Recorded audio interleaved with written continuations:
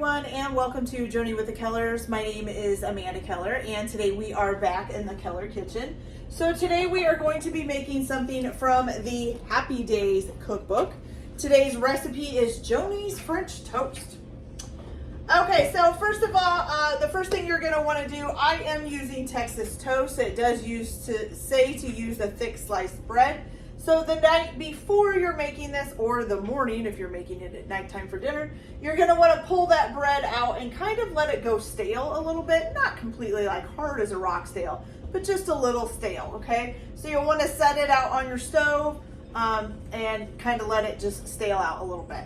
All right, then what you're going to do, it does say to use a medium-sized bowl. I'm actually going to use my 4-cup mixing cup, and I'll show you why. And you're gonna need a pie plate for this. I don't know. So, I've never done it this way, and so I thought I would try it. See if maybe the bread soaking like this does any difference, but that's okay.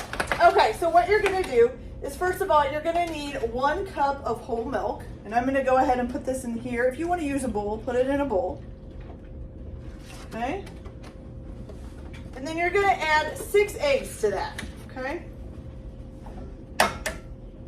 So we have 1, ooh, I almost put some shell in there.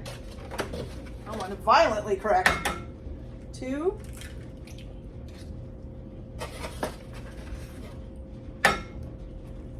3,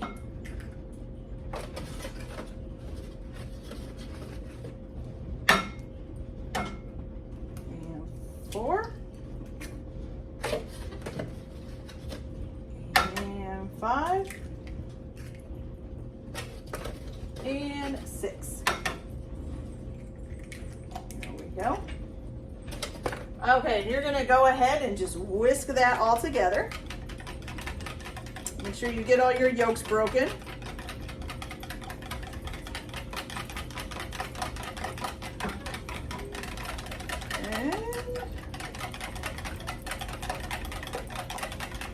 You get a nice yellowy mix, yellowy milky mix. It's a little bit thick. Okay, there we go. Now to this, you're going to add 1 teaspoon of pure vanilla extract. So 1 teaspoon. And then also 1 teaspoon of ground cinnamon. Just let me wipe off this teaspoon so there's not vanilla extract all over it. Okay.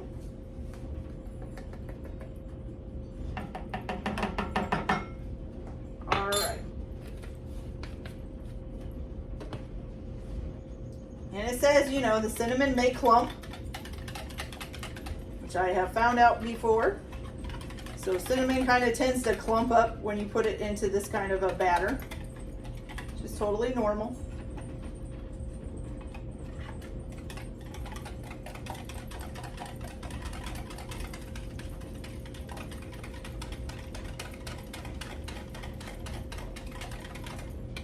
Make sure you get it all nice and in there. Nothing bad about using this. Okay, now, this is where I said it was a little bit different, because usually you would just use a bowl and soak your bread in there. This says to use a pie plate, okay? And to put a little bit of your batter in the pie plate, about 1 inch, okay?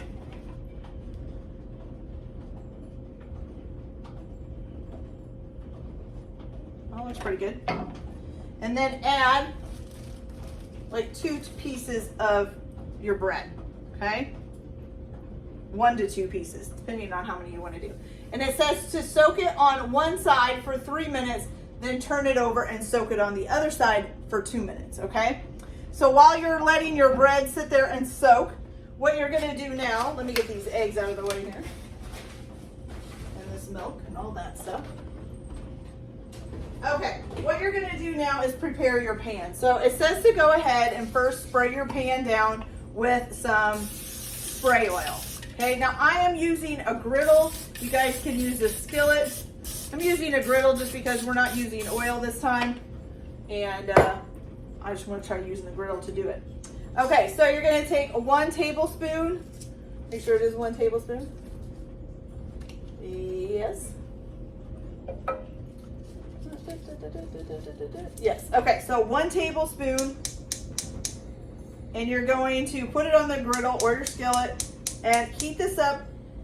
Did that other one line? Yeah, to a medium high, on a medium high heat, okay?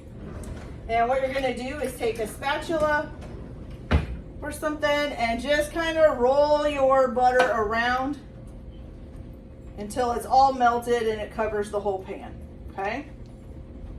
So I'm gonna do this after that's been soaking for 3 minutes. I'm gonna flip it over and do it for another 2 minutes, and then I'll come back and we'll get them on the pan here and see how they do for cooking, okay? So I'll be right back. Okay, you guys, so our pan is ready and our bread has been soaking on both sides. So you're just gonna take your spatula, pick it up out of your pie plate here, and then just lay it either in your skillet or on your griddle. Oops. Okay, you're gonna let it cook for about 3 minutes or so on the one side and then flip it over. It says to cook it for another 5 to 10 minutes on the other.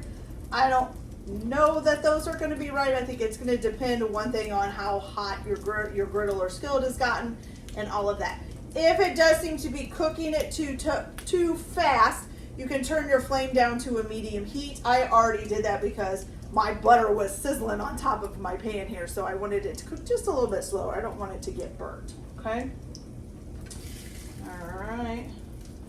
I will say, though, that it is nice to have this griddle. Now, while this is going, I'm gonna add a little bit more of my batter,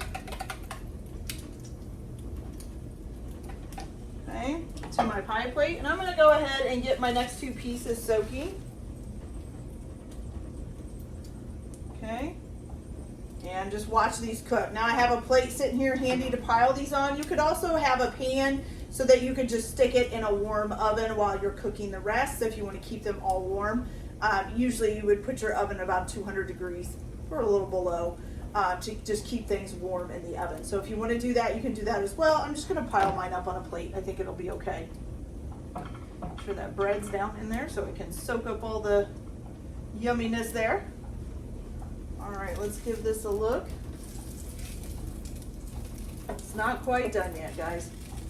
All right, so I will be back once I get these flipped over and done and show you guys how they turned out. So I'll be back in just a minute. Okay, you guys, so I just flipped them over. Here's what they look like once you flip them. Nice and golden brown. You don't want them too dark or anything like that, okay? And my other pieces are still soaking over here.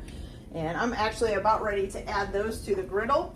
So I'm gonna go ahead and move these up out of the way and add these 2 to it.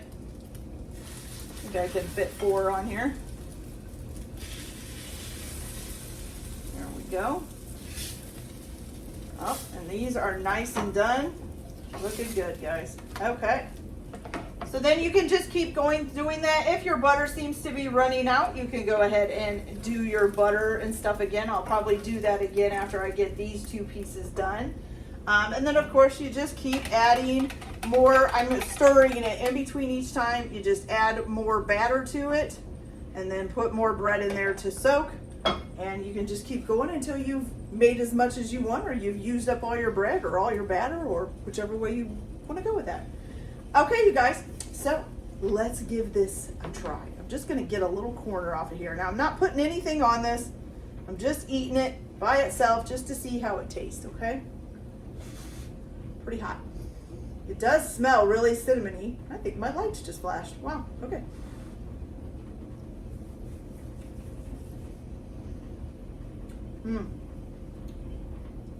Delicious, you guys.